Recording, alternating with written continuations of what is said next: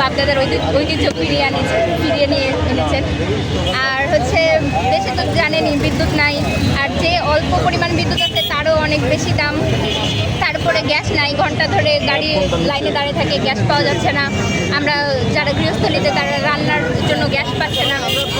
তো এই ক্ষেত্রে আমার মনে হচ্ছে যে একমাত্র এখন হাঁড়িকে নিয়ে আমাদের শেষ সম্বল, যে আমাদেরকে হচ্ছে আলো দিতে পারে, বাঁচিয়ে রাখতে পারে, এবং মাটির চুলাতে এখন আমাদের আবার ফিরে আসতে হবে, রান্না করতে হবে। আপনাদের হাতে কি হারিকেন ধরিয়ে দিল?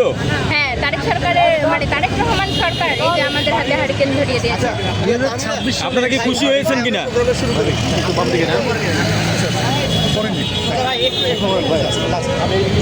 আলাদা